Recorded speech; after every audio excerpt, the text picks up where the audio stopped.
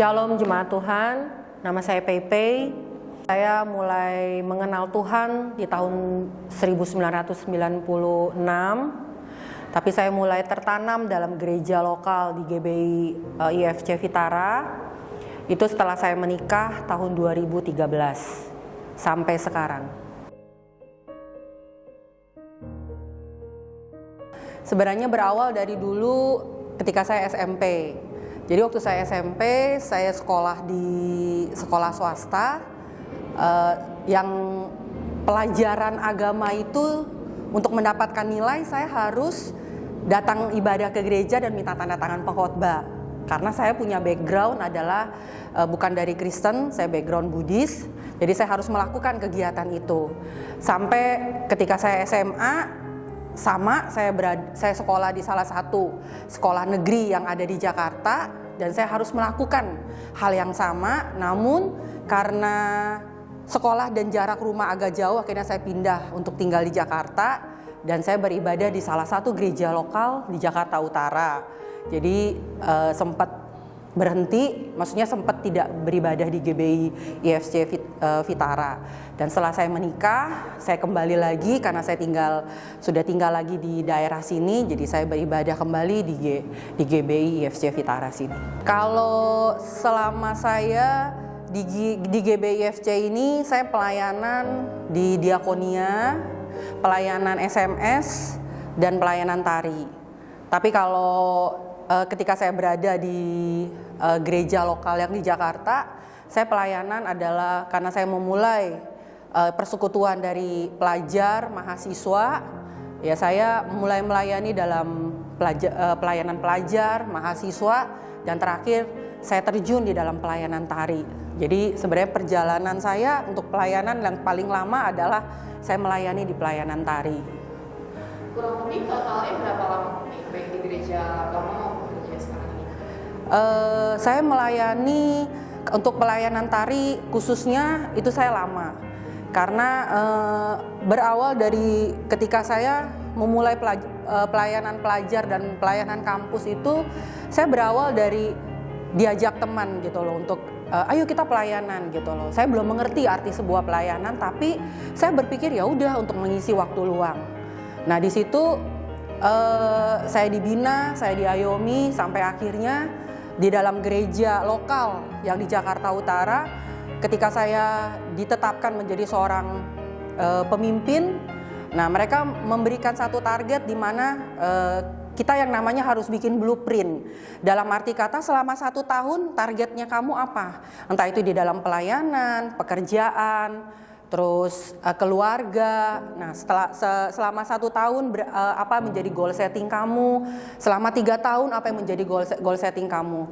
Tapi di situ saya bingung, terutama untuk pelayanan, karena saya punya prinsip bahwa kalau pelayanan itu kan harus dari hati. Kalau saya lagi bad mood, kalau saya lagi nggak kepengen ya saya nggak usah pelayanan, karena buat saya buat apa gitu loh. Tapi di situ saya diajarin untuk nggak bisa. Ketika kamu menentukan sesuatu, kamu mendapatkan satu panggilan, kamu harus bertahan dan kamu harus setia di dalam pelayanan itu. Tapi berjalannya waktu ketika saya bilang saya nggak tahu pelayanan apa yang akan saya geluti dan apa yang menjadi panggilan saya dalam sebuah pelayanan gitu loh. Tapi saya bersyukur saya punya pembina yang lumayan baik, dia bantuin saya dan dia doain gitu. Dan berjalannya waktu ketika saya dalam pelayanan pelajar dan mahasiswa, saya mengikuti satu KKR, Tuhan bawa gitu loh. Saya melihat sesuatu, Tuhan membawa saya dalam satu titik ketika saya berdoa, Tuhan, saya mau menemukan panggilan saya ada di mana gitu. Tuhan izinkan gitu loh, ketika saya lagi mencari seperti itu, ada sebuah teman yang bilang, kamu mau nggak pelayanan tari gitu loh. Saya bilang, oh ya udah saya coba aja, karena saya sedang mencari gitu loh. Nah ketika saya berada dalam pelayanan tari, di mana kita harus melayani dalam acara 17 Agustus kemerdekaan itu dari semua berbagai gereja. Jadi pada waktu kita gladi resik, saya ingat banget ada beberapa penari, tim penari, waktu dia mau menari tentang The Passion of Christ gitu. Itu ketika saya nonton itu nggak tahu kenapa tuh saya merasakan apa yang Tuhan rasakan ketika berada di situ. Padahal tariannya sangat simpel, dia juga nggak nyanyi, dia hanya ekspresi. Tapi di situ saya merasa kok seperti saya ada di dalam situasi, seperti saya menyaksikan keadaan itu. Sampai berakhirnya waktu, awal mula saya berpikir itu cuma perasaan saya aja.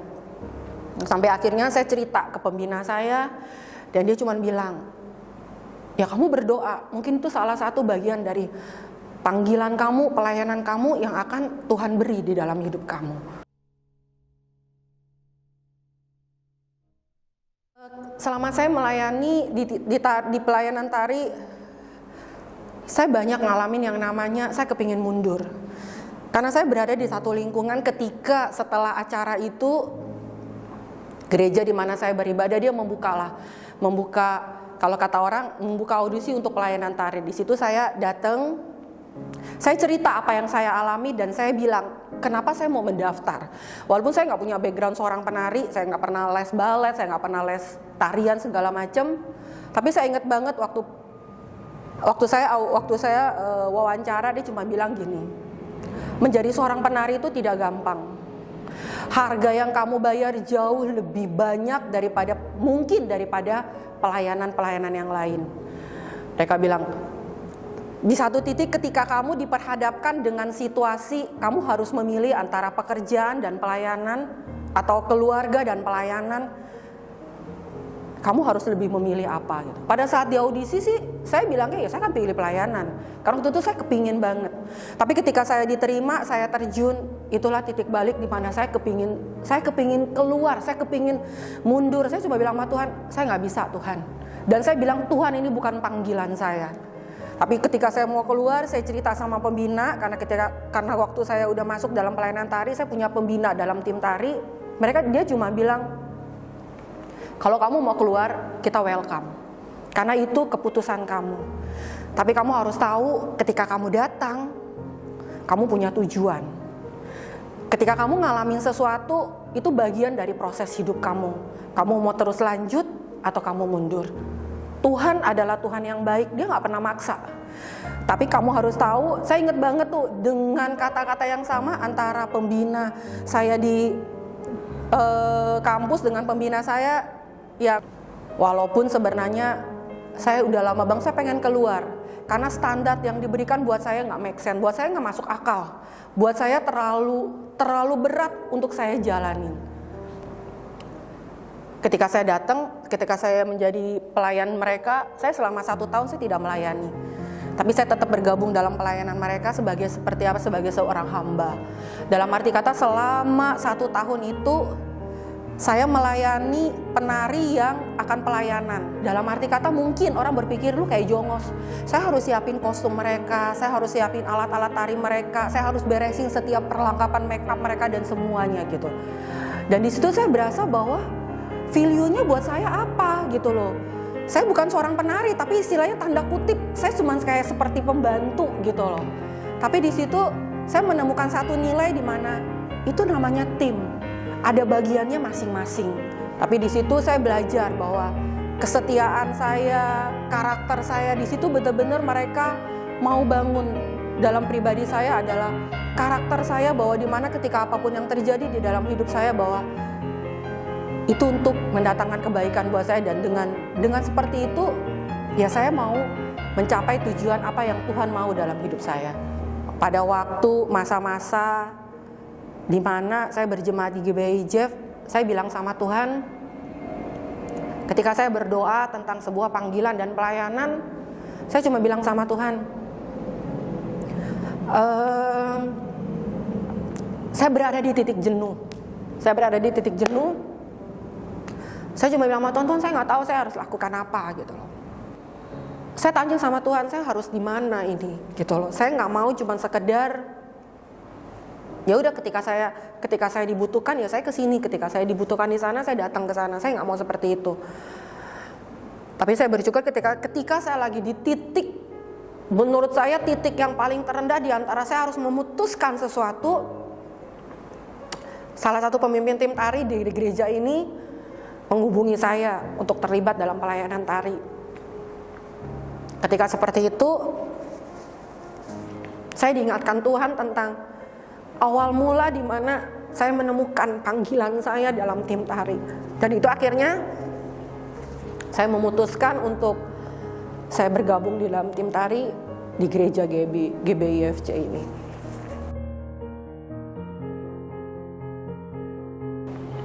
Gimana saya memaknai pelayanan ini adalah, saya ingat sekali satu buah ilustrasi di dalam ketika saya mencari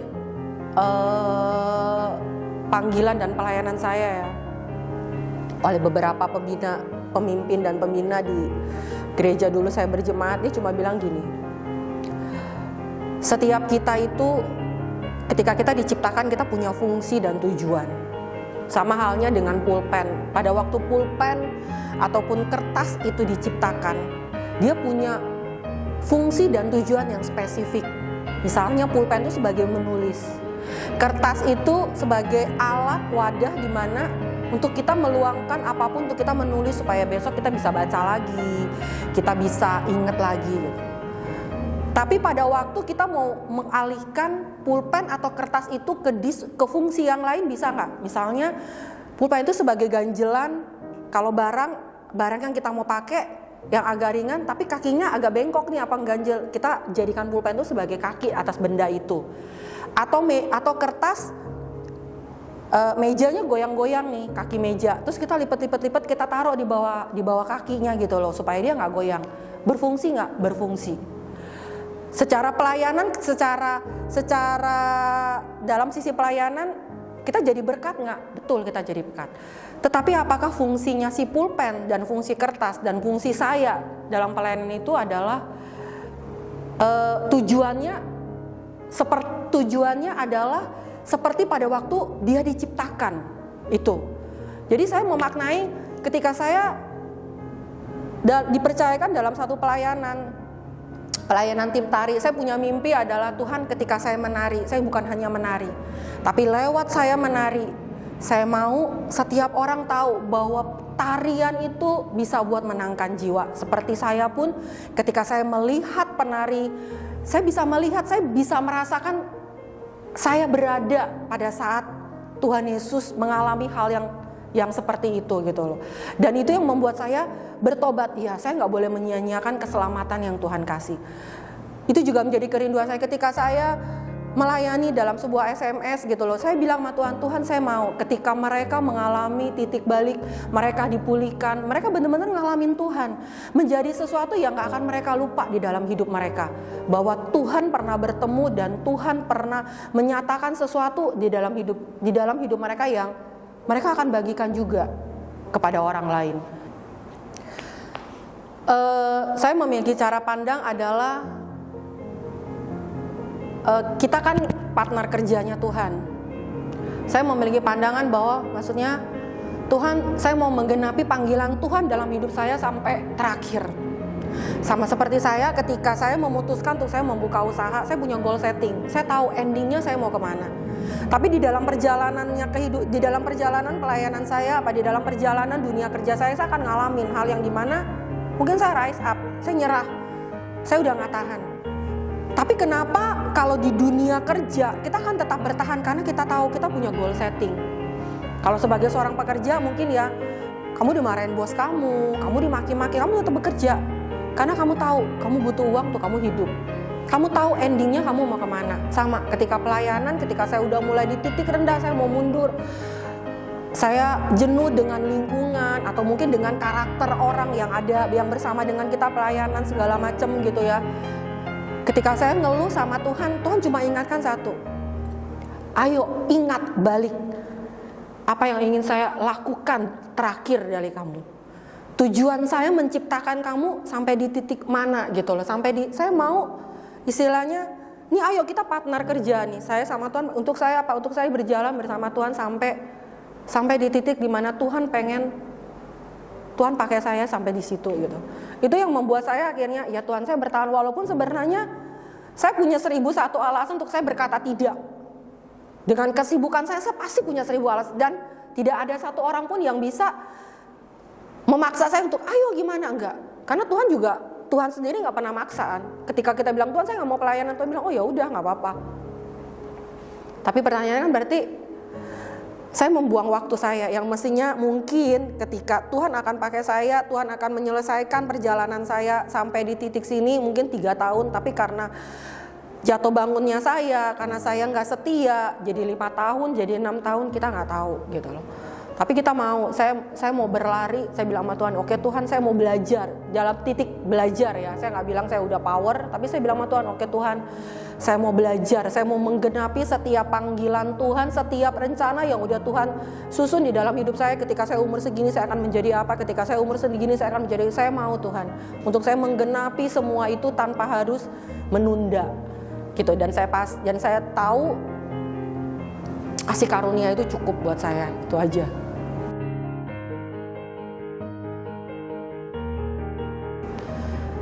Pengharapan saya adalah untuk setiap pelayan Tuhan yang ada di sini,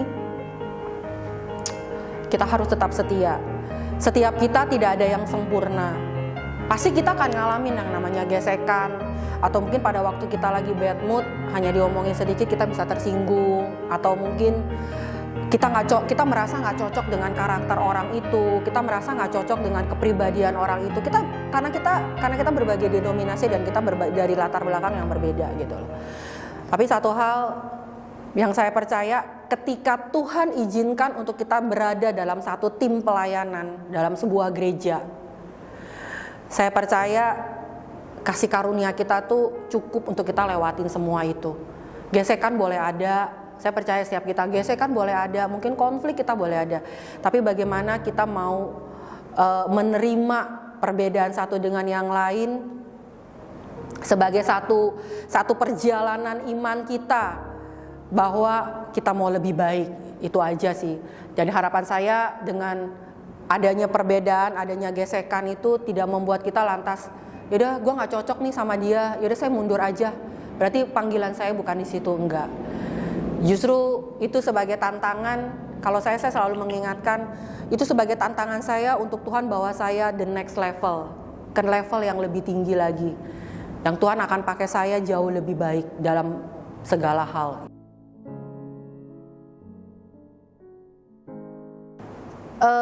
Kalau pesan buat ini, kalau saya sih cuma bisa berpesan ketika Tuhan sudah menaruh sesuatu di dalam hidup kita untuk kita melayani, kita ambil.